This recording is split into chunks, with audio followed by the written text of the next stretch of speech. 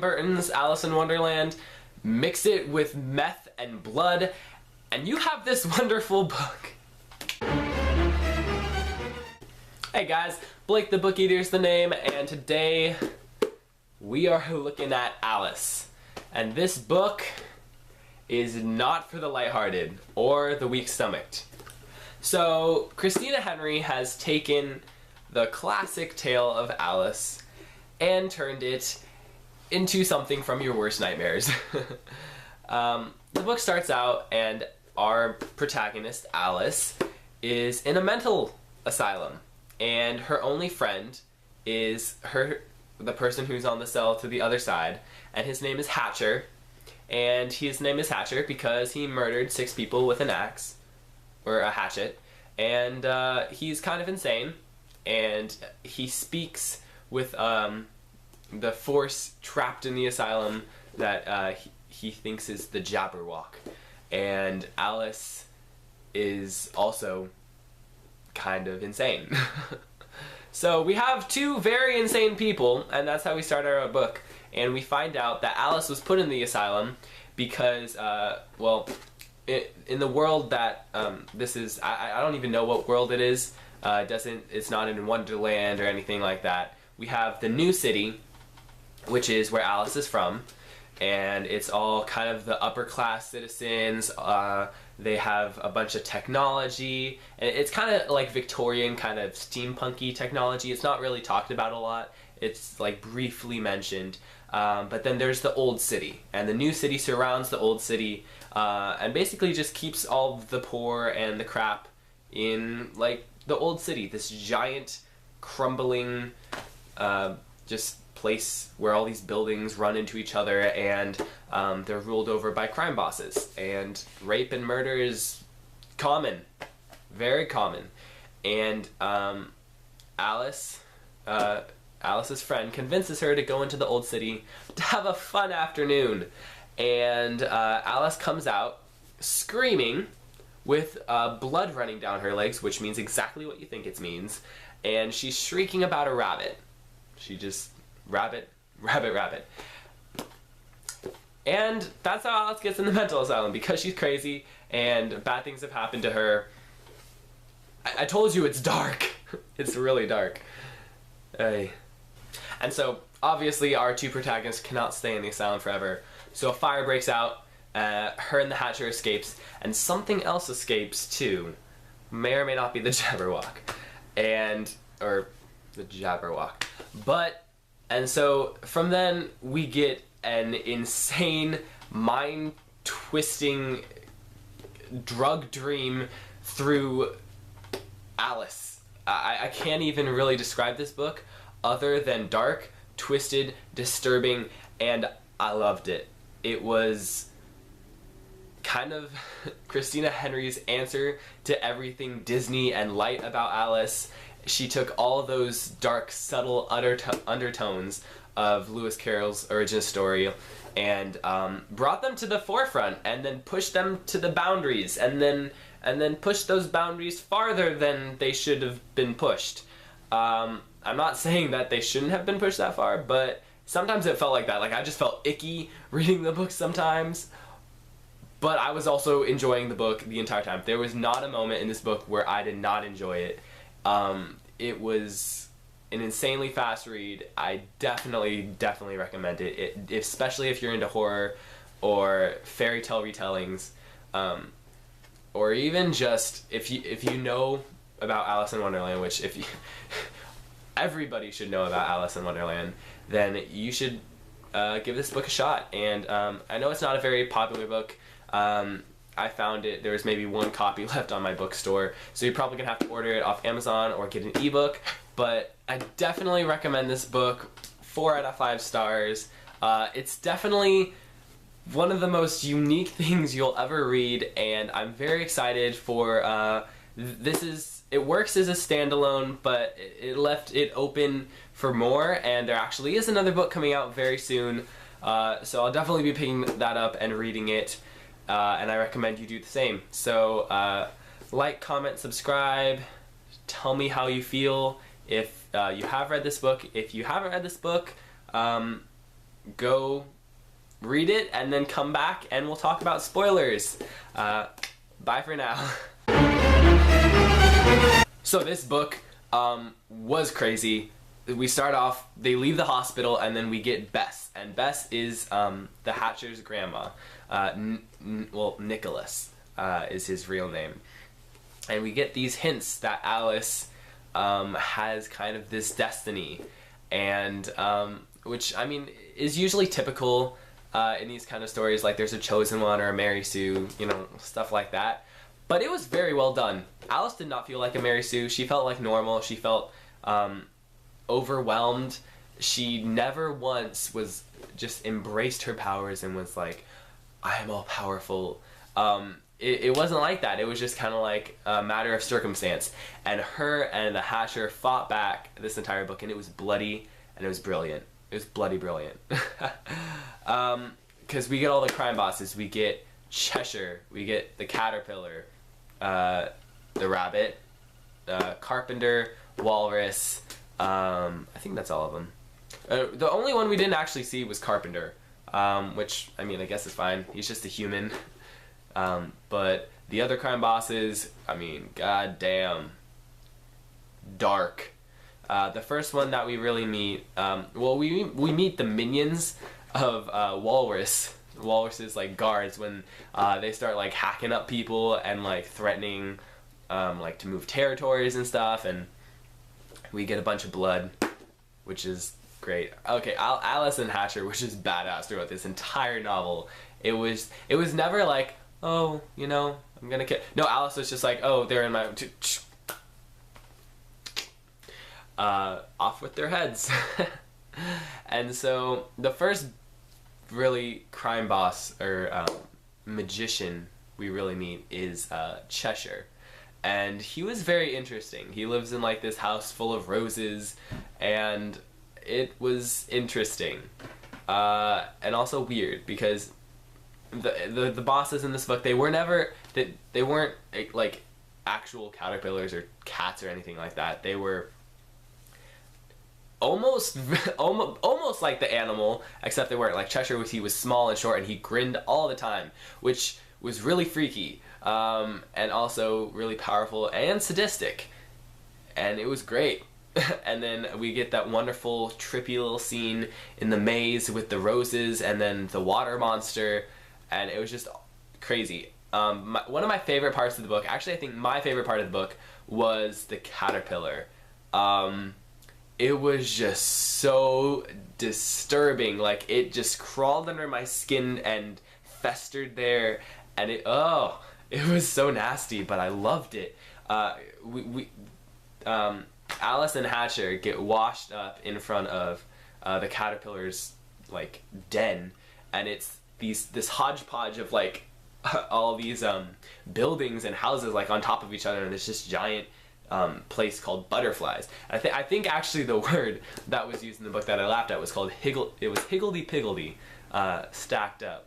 So it was a very interesting, and then, you know, they got there and then they had to use the cakes, and it was very harkened back to the original kind of, you know, fairy tale, like shrinking and growing large, and so that was nice. What happened in Butterflies was not nice, though. We get these girls who butterfly wings are carved into their backs, not tattooed, carved with a knife, and it's basically a strip / sex club for all the disgusting Denzians of Old City, and that was disturbing. But the most disturbing part was when we meet the caterpillar. He's this tall, lanky man, and it was just creepy. I mean, it reminded me a lot of the traditional caterpillar from Alice in Wonderland. He's like leaning back, he's just smoking his hookah. But then we have his creations, or well, one of his creations. The other, the mermaid, he just keeps locked up and sells to his customers. Disturbing. Even more disturbing was his actual butterfly. It's this little petite naked girl kept in a cave, or kept in a glass cage, and her legs are broken. He broke her legs, and somebody paid to watch him break her legs. I was about sick, and that was even before. And then the skin on her back is like flayed off, and he attached butterfly wings to her shoulders, so whenever she moves her arms, they flutter. It was the most disturbing thing ever, and it was just so sad, and my heart broke. But it was just amazing imagery. I do not know what Christina Henry was on while she wrote this book. I don't whatever she's on, don't do it. It's bad. You're gonna get messed up. And then I just loved how after the caterpillar was just verbally tormenting Hatcher and Alice with the rabbit and Hatcher's daughter Jenny, Alice just did not have enough, and she killed the caterpillar, and I was about jumping for joy because he was just so bad. And then we get that awesome scene. They harken back to in the Disney movie where Alice is falling through the rabbit hole and all the stuff is falling and it's all slow motion. So after Hatcher and Alice and the mermaid get out and they're in the cave and they're just watching the entire caterpillars like collapse into this abyss and everything's falling and people are dying, and it's just a really dark version of that like trippy little Disney cartoon version, and that was great. And then surprisingly, one of my other favorite parts of the novel was like right after this. I mean, it was a very short novel. Not too much happened. It was very straightforward. It was very linear. There was no really subplots besides Hatcher's daughter. It was all very, we gotta go here, we gotta do this, we gotta kill this guy. But then the talking animals were one of my favorite parts. When the giant rats come and Alice is having this like conversation with these like disturbingly large rats. It was great because it was just unexpected, and it was kind of funny. It was like almost cartoonish, but these like rats were like also actual rats. And the situation was very disturbing. What was being said was also disturbing, like if I couldn't talk to you, you'd be feeding my children, like that kind of thing. But Nicodemus the rat, he was great. And then we get to the walrus. Possibly even more disturbing than the caterpillar. So, while the caterpillar, like, he disturbed me, but also kind of fascinated me. The walrus, I was about ready to puke. I was just like, no. Too much. Because walrus, he takes girls and he rapes them. So the walrus, he takes girls and he rapes them, and while he rapes them, he eats them. I can't really think of something that's more disturbing than that. I need a shower. And actually, that was another great part of the novel was, you know, more talking animals, except it was a giant white rabbit named Pipkin. And Pipkin was great. He was abused by the walrus. It just makes me so mad when animals are abused, and to have like this rapist cannibal who tortures animals. Let me just say that his death was well deserved. It was well deserved. And Pipkin was awesome. And then Alice, I think some people might have a problem with this novel just because Alice is constantly being abused and attacked and victimized. But I think Christina Henry, she takes that stereotype of this like victimized girl and totally flips it on its head. Because Alice was never one to lie down and take it. She fought back the entire book. Her character was, she was done, and she wasn't having it. She was fighting against these men who were trying to oppress her and obtain her, objectify her, and it was just amazingly empowering.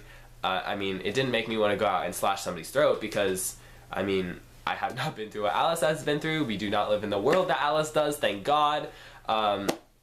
But Alice turns into this savior for these girls who are abused. She rescues all of them from the walrus's lair, and her and Pipkin just take these girls, and it was just great.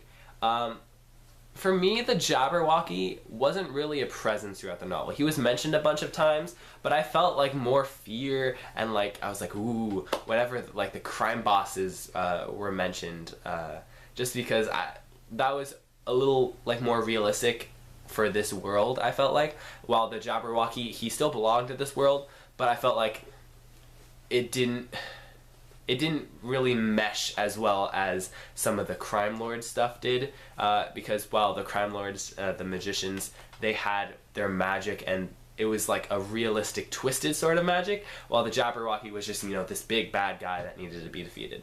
But I did enjoy the image of Pipkin and the girls and Alice and Hatcher coming out onto the road and there just be like literally a river of blood down the street because there's so many bodies from when the Jabberwocky was feasting everywhere.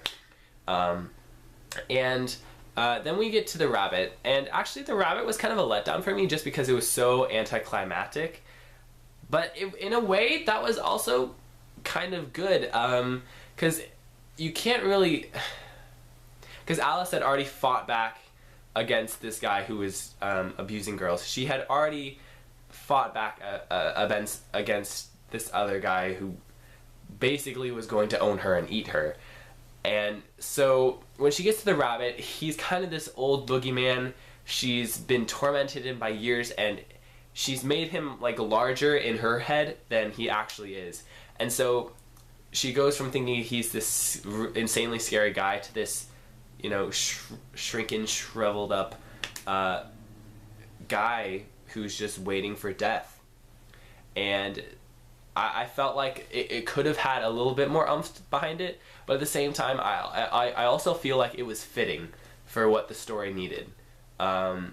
Just because, I mean, Alice had already been through so much. I didn't really want to see her go through more torment. And then we get the Jabberwock again at like the final confrontation where Alice wishes him away because she's a fully realized magician now. I just felt it was really anticlimactic. Like, I liked it because it wasn't... This book was never about these big, you know, action battle sequences with these people. It was more about Alice basically overcoming her trauma. And in a way, the Jabberwocky worked as well, but I just thought it was... It just felt a little light. I would have wished to seen a little bit more, but at the same time, it was nice because Alice acknowledged it just because she was like, I'm gonna forget about you, and then when I remember about you again, you're gonna be dead, and I'm gonna throw you away forever, which I think actually really embodied her entire journey throughout this novel. It was getting away from the things that had hurt her, and in the end she does so, and her and Hatcher are on the way to find Hatcher's daughter, and it was a great book, and I need more. I love this world. I think that this book actually might deserve a reread from me just because it was so dark and twisted, and I feel like I might enjoy it a second time. There's not a lot of books that I really want to read a second time, but this book, it was such a unique experience, and I'm really grateful to Christina Henry for that. So thanks for sticking around with me while I just kind of gush about how crazy this book is.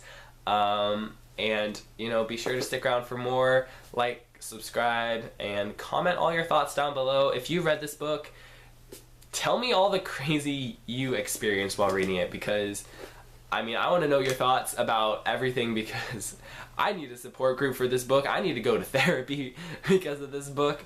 I mean, I'll see you next time, and thanks for watching. Bye.